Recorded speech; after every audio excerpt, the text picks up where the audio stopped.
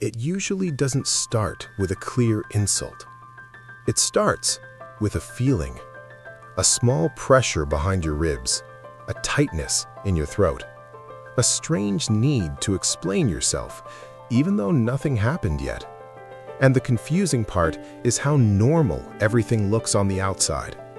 The words are polite, the tone is casual, the setting is ordinary. But something in you notices the weight underneath it.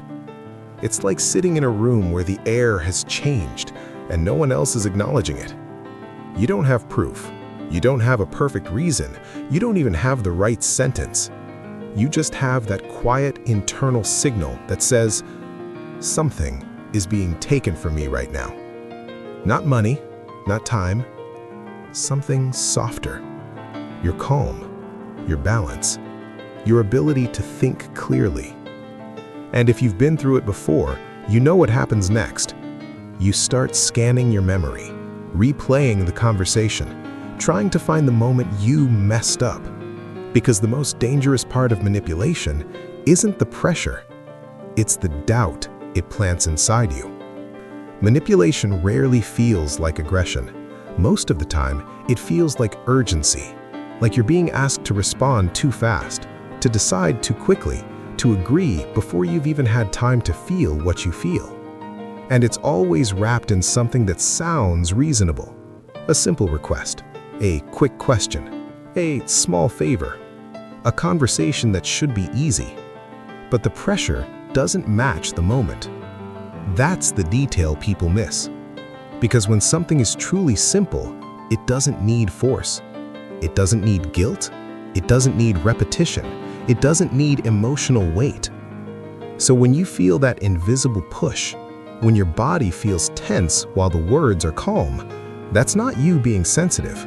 That's you noticing the difference between a normal interaction and a quiet attempt to move you. Here's what most people never realize. A manipulator doesn't fear your anger.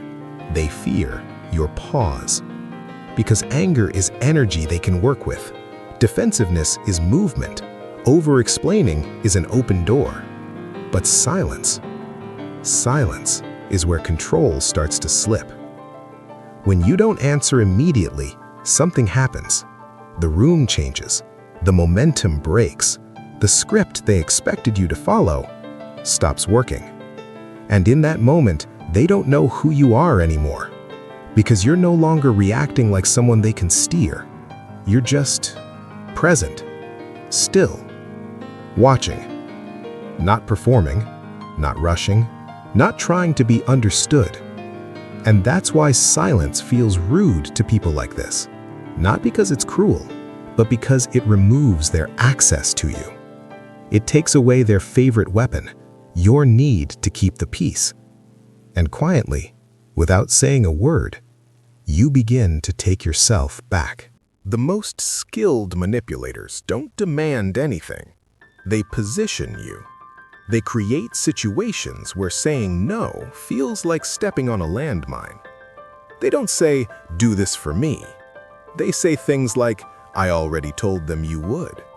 I mean, "You're the only one I can count on." It's not a big deal unless you're too busy. And suddenly, you're not responding to a request anymore. You're responding to a setup. Because now it's not about what you want. It's about what you'll look like if you refuse. And the trap is quiet. No shouting, no threats. Just a subtle rearranging of reality so you feel obligated before you even decide. And if you hesitate, you can feel it. That invisible disappointment being placed on you like a coat you never asked to wear. Not heavy enough to call it abuse, just heavy enough to make you comply. Guilt is one of the cleanest tools they have. Because guilt doesn't feel like an attack. It feels like your own conscience. You'll be fine 1 second, and then suddenly you're wondering if you're selfish, if you're cold, if you're ungrateful, if you're too much. And the strange part is, you can't even remember agreeing to carry that weight. It just arrives, like fog slipping into the room while you weren't looking. They might sigh, they might get quiet, They might say nothing at all, but the message lands anyway. You're hurting me by not giving me what I want. And if you're an empath, if you're emotionally aware, that message hits deeper, because you don't want to be the kind of person who causes pain. So you start giving pieces of yourself away, not because you want to, but because guilt makes it feel like you have to. One moment you're trying to understand them. The next moment, you're defending yourself. That's how the flip happens. You bring up something small, something reasonable, a boundary, a discomfort, a simple truth.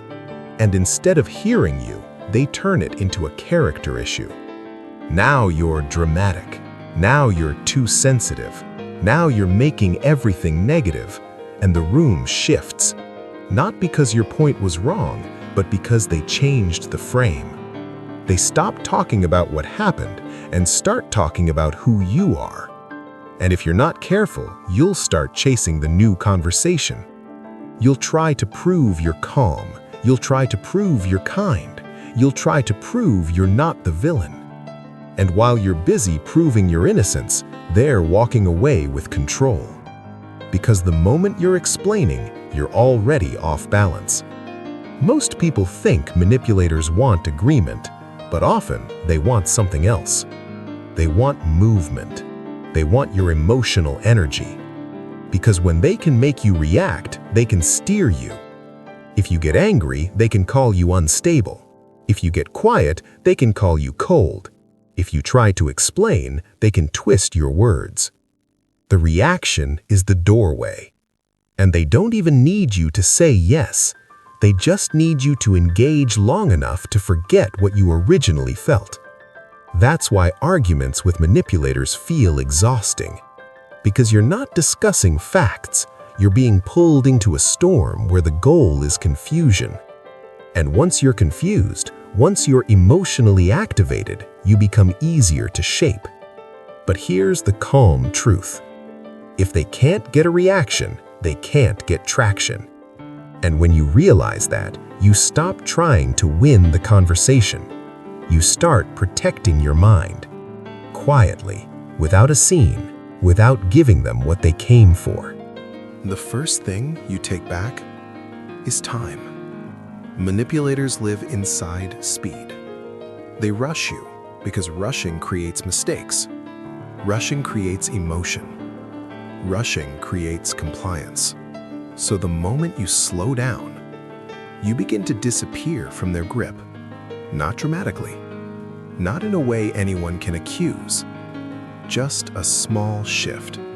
A longer breath before you respond. A softer blink.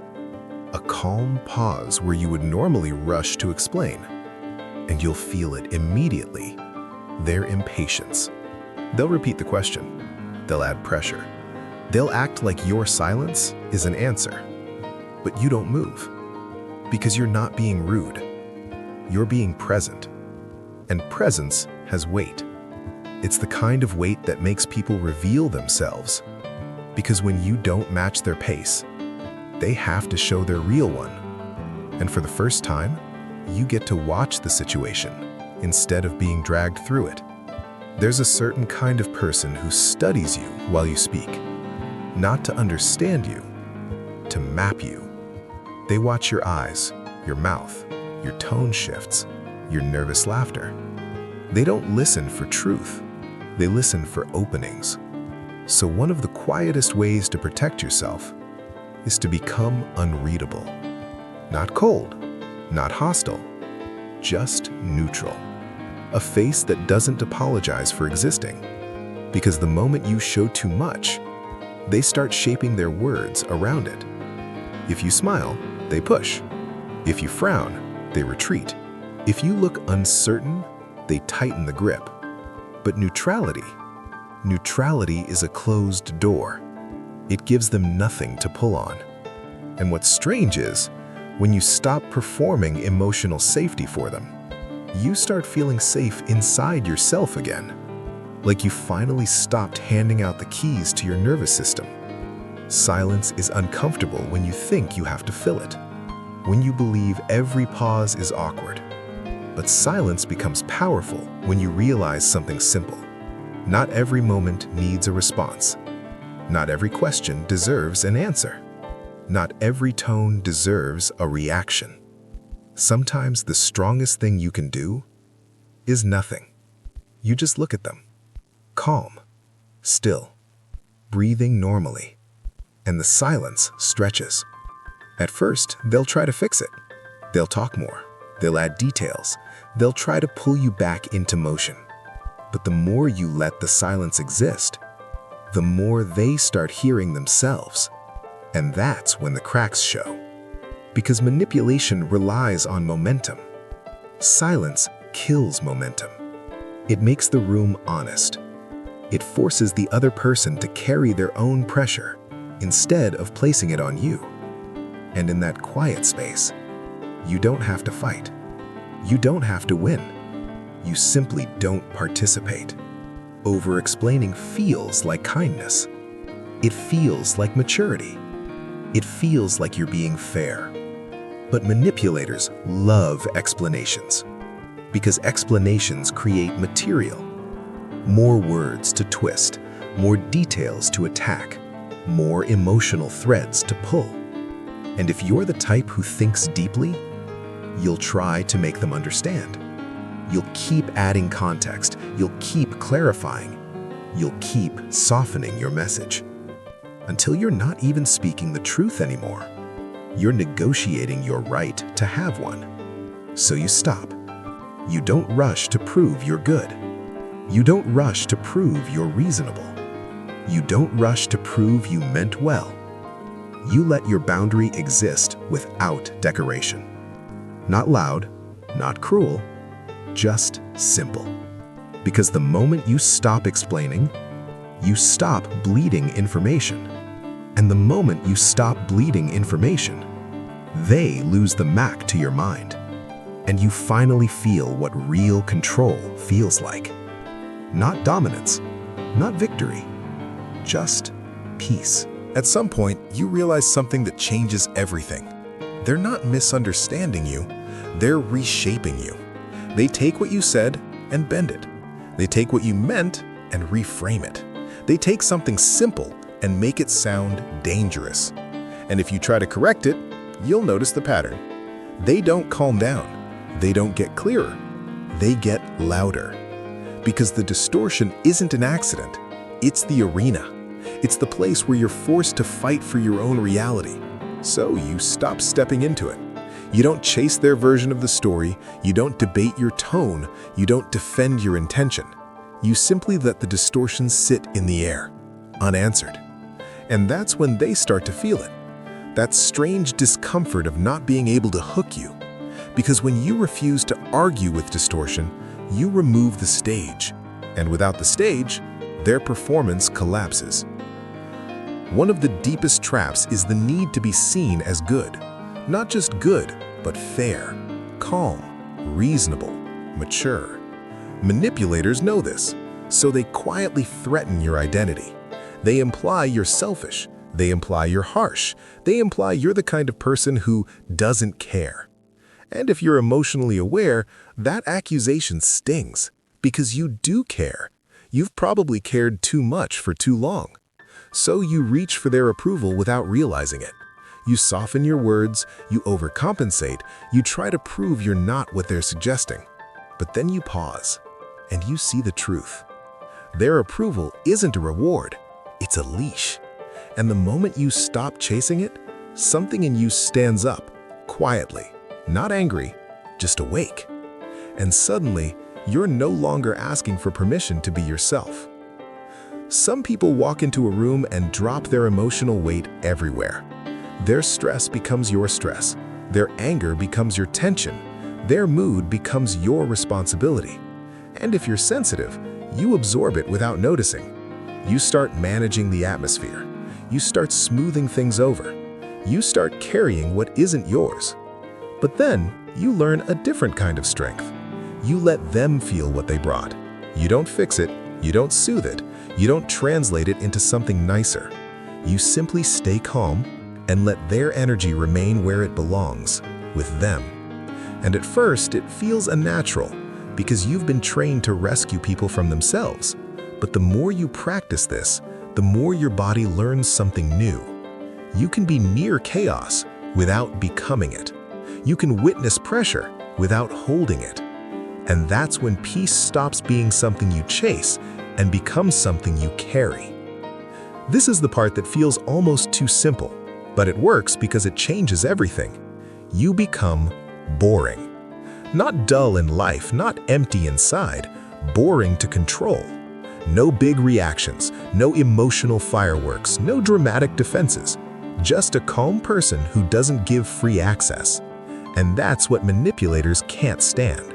Because control needs emotion, it needs urgency, it needs tension, it needs your need to be understood. So when you stop feeding it, they start losing interest. They might test you, they might poke, they might try to provoke the old version of you, but you don't give it back. You stay steady. And slowly, something happens that feels like freedom. The conversations get shorter, the pressure gets weaker, the hooks stop landing. Not because you fought harder, but because you stopped being an easy place for their chaos to attach. And without saying a word, you become unmovable. There's a moment that comes after every draining interaction. A quiet moment. You're alone again, but your mind is still in the room with them. Replaying, rewriting, wondering what you should have said. And the old version of you thinks the goal is to win, to prove the truth, to make them admit it, to get the apology that finally makes it feel fair. But that's not how it ends. Not with people like this. Because the win you're chasing is not a real win. It's a trap that keeps you emotionally connected. And the real victory is smaller, calmer. You leave whole. You don't leave with perfect closure. You don't leave with a final sentence. You leave with your nervous system intact, with your dignity still quiet inside you. Because you finally understand something. Some people don't deserve your best words. They deserve your absence, not as punishment, as protection. What changes your life isn't one big confrontation. It's a small habit you repeat. Pause, observe, withdraw. You pause before you react. You observe before you explain. You withdraw before you get pulled into their gravity. And withdrawal doesn't always mean leaving the room. Sometimes it means leaving emotionally. It means your attention stops chasing them. Your mind stops trying to decode them. Your heart stops volunteering to carry what they refuse to hold. You stay polite, you stay calm, but inside you're no longer available. And that's the kind of boundary that doesn't create drama because it doesn't announce itself. It simply exists, like a locked door that doesn't argue with the person knocking.